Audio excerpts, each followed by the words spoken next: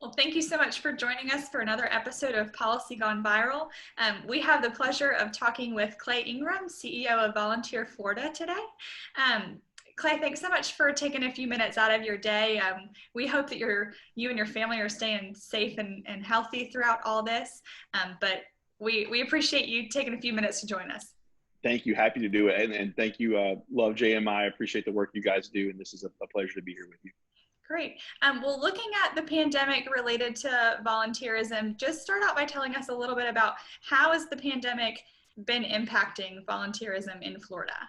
Yeah, I'll say this, Logan. First of all, I think it's highlighted the importance of volunteerism. There's not a nonprofit in the state that can really operate at full capacity without the input, the work, the help of volunteers. And so as, and I know we'll get into some of this hopefully in a few minutes, but if nothing else, it highlighted, as feeding became a more focused, got put on feeding events and the need as kids were out of school. If nothing else, it highlighted that, we have to have volunteers to operate in the state. We've had to find new ways to do it and safer ways to do it, but the need has certainly been put on the forefront.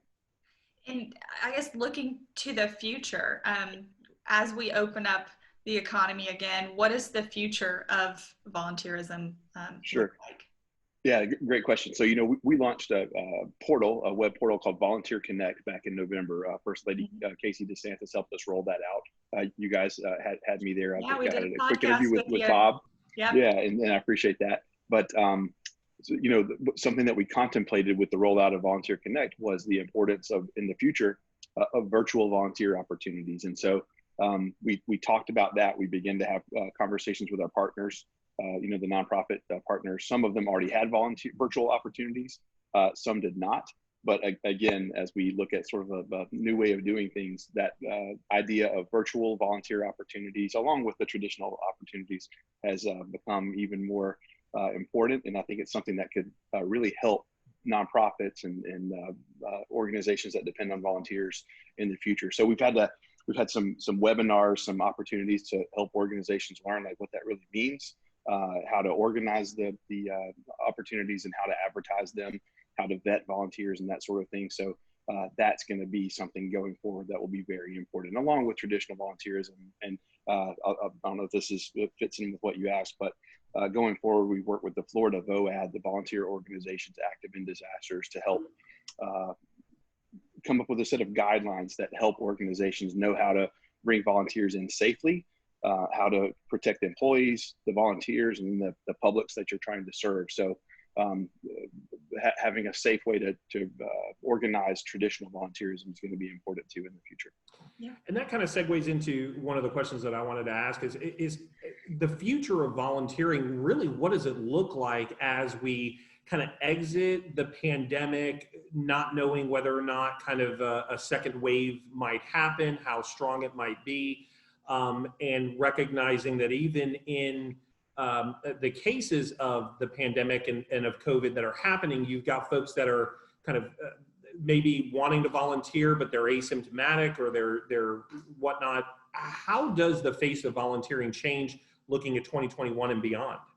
Right. Hey, Sal, you laid out a great scenario, or, a great way of looking at things that have just happened. And now we're swinging into hurricane season. Yeah. And so we have to, find ways to be very proactive in knowing how we're going to handle, a potential reaction to a storm. So I think, let me take the opportunity to plug this.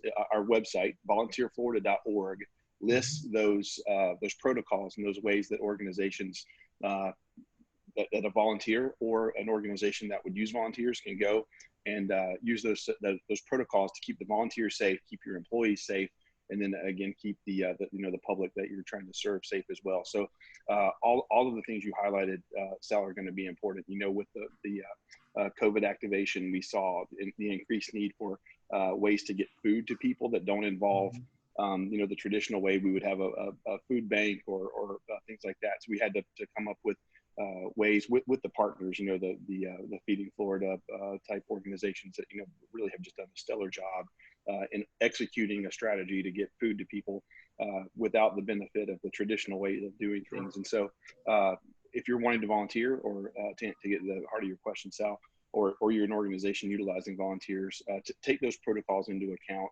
I think that's how volunteerism is going to look, the physical form of volunteerism.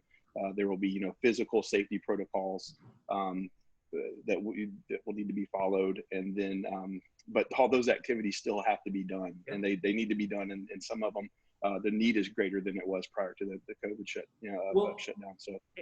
And that kind of brings me into, I think, one of the final questions we've got for time. Looking ahead at something like the budget, at the time of our recording now, we're still waiting to see from Governor DeSantis on the upcoming fiscal year budget. We know that the economic implications of the virus and the shutdown are going to kind of last several years. What are your priorities, not just for the right now, the hurricane season and moving ahead into the fall, but looking ahead to future budget cycles? What are you looking to kind of prioritize in ways that where you might need help from the legislature or from the administration, and what are you looking to do?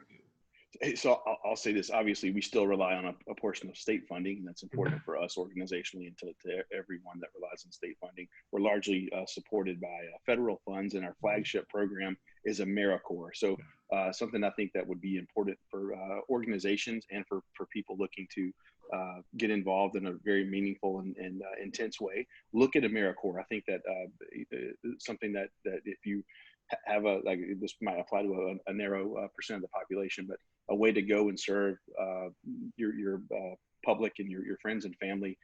Where I'm getting at is like the recruiting of AmeriCorps members and the things that our AmeriCorps volunteers and general volunteers can do. The need is greater. Our ability to recruit is not as robust when students aren't on campuses and things like that. So I would ask folks to look at that program. And so like that would be important to if you're an organization that could utilize volunteers, look at launching an AmeriCorps program. If you're interested in volunteering, that's a very meaningful way you can do it. And but that's something that's been affected organizationally by the shutdown, was our lack of ability to go onto a campus and recruit members. So like that would be very helpful if your viewers would check that out. Right. Well, thank you again, Clay, for joining us.